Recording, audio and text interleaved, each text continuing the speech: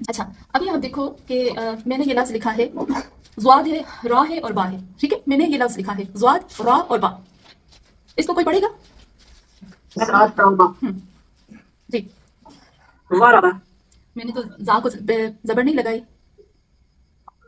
लेकिन इसको कैसे पढ़ेगा वो ज़रबा? मैंने आपको कहा ना मैं आप सबको अभी तंग करने वाली हूँ। अभी आपको थोड़ा सा परेशान करूंगी, क्योंकि थोड़ा सा मैं आपको नहीं, हम लोग हमारी क्लास में थोड़ा मैं आपको जैसे नहीं थोड़ा परेशान करके फिर आगे जाएंगे ताकि हमारा अच्छा इससे मैं प्रैक्टिस भी करवाती हूँ। मेरी एक आदत है कि मैं थोड़ी मुश्किल चीज़ देती हूँ ताकि हमारा जो दिमाग होता है ना वो काम करता है, बहुत तेज़ी के साथ काम करता है। इससे हमारी जो याददाश्त होती है ना, याद शक्ति, वो बहुत तेज़ होती है। अब देखो मैंने इसके ऊपर कुछ ज़ेर ज़बर पेश नहीं लगाया, बगैर ज़ेर ज़बर पेश के कोई पढ़ेगा इसको? ज़रबा ज़रबा। तो ये ज़रब है तो आपने ज़बर लगा दी। तो ज़रब ये मैंने कुरान को पढ़े, इसमें वैसे ही लिखा जाता है नहीं, ज़रबा। कुरान में ज़ुरबुन भी लिखा जाता है, ज़रबा भी लिखा जाता है, ज़िरबुन भी लिखा जाता है। वो ही हो सकता कुरान में वालेकुम सलाम ज़ात वा बा। जी इसको ज़र पढ़ेंगे ज़र। नहीं है। नहीं, हुरूफ तहज्जुद में है ना, वा के साथ अलिफ वा के साथ अलिफ आएगा।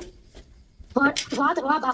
जब मैंने कोई ज़ेर ज़बर पेश लगाई ही नहीं है तो फिर हम कैसे कह सकते हैं कि इसको हम ऐसे पढ़ सकते हैं? मैं आपको तंग कर रही हूँ, मैं आपको सिर्फ और सिर्फ एक खास चीज़ की तरफ लेकर जा रही हूँ। नंबर 1, आप सब जितने भी हमारी बहनें हैं वो आप सब एक चीज़ नोट करिएगा कि जब मैंने आपसे कहा कि ये जो लफ्ज़ मैंने ज़्वाद रा बा लिखा है इसको आप पढ़ें, तो यहाँ पर हम थोड़े खो गए। मुझे पता है जो बहनें चुप है ना वो थोड़ी सी खो गई है कि ये क्या मकसूद आंटी हमें बोल रही है कि पढ़ो। देखिए, आप एक चीज़ को माने या ना माने, मैंने इसके ऊपर कोई भी ज़ेर ज़बर पेश नहीं रखी है। अब आप इसको बगैर ज़ेर ज़बर पेश के पढ़ के दिखाएं।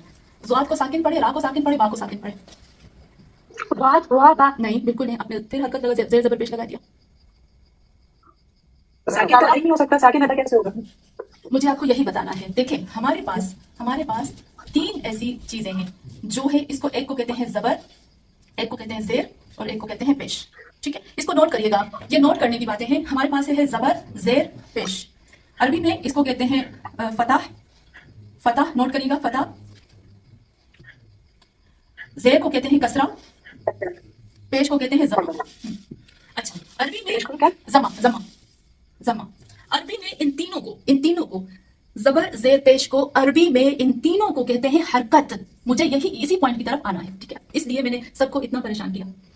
अरबी में ज़बर, ज़ेर, पेश, अकेली ज़बर हो तो उसको फतह कहते हैं, अकेली ज़ेर हो तो उसको कसरा कहते हैं, अकेला पेश हो तो उसको ज़मा कहते हैं, लेकिन इन तीनों को हरकत कहते हैं। अच्छा, क्यों इसको हरकत कहते हैं? हरकत इंग्लिश में मूवमेंट, हरकत यानी मूवमेंट करना। ओके, साकिन यानी साकिन, हम कहते हैं ये लफ्ज़ साकिन है। साकिन यानी बिल्कुल एक जगह पर खड़ा है, उसमें कोई मूवमेंट नहीं है।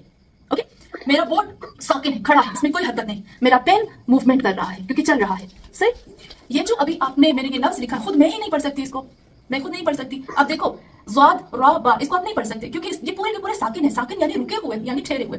अब मैं इसके ऊपर ज़बर लगा दूंगी फॉर एग्जाम्पल, फिर मैं इसके ऊपर और ज़बर लगा दूंगी, फिर मैं इसके ऊपर एक और ज़बर लगा दूंगी। एक एग्जांपल है, ठीक है, अभी आप पढ़ सकते हो। अभी देखिए मैं पढ़ रही हूँ इसको, ज़ा रा बा। अब देखो क्यों, क्योंकि जब पहले मैंने ज़्वाद रा और बा लिखा था तो मैं नहीं पढ़ पा रही थी। इसका मतलब है कि वो रुके हुए थे, वो ठहरे हुए थे, वो अदा नहीं हो पा रहे थे। लेकिन जैसे ही मैंने उसके ऊपर हरकत रखी, हरकत मीन्स ज़बर, ज़ेर, पेश, जैसे ही मैंने हरकत रखी वो लफ्ज़ मूवमेंट करने लगा। ज़ा हरकत हो गई, रा हरकत हो गई, बा हरकत हो गई। ठीक है, क्योंकि ज़ेर, ज़बर, पेश जब किसी लफ्ज़ के ऊपर आते हैं तो उनके अंदर एक हलचल आती है, एक मूवमेंट आती है और उसको हम पढ़ सकते हैं, जिसकी वजह से वो लफ्ज़ जो है वो मूवमेंट करता है और वो मूवमेंट करने की वजह से हम हरकत कहते हैं। और हरकत ज़ेर भी हो सकती है, ज़बर भी हो सकती है, पेश भी हो सकता है, लेकिन हरकत साकिन नहीं हो सकता। ठीक है, ये हो गया हमारा सबसे पहला लफ्ज़।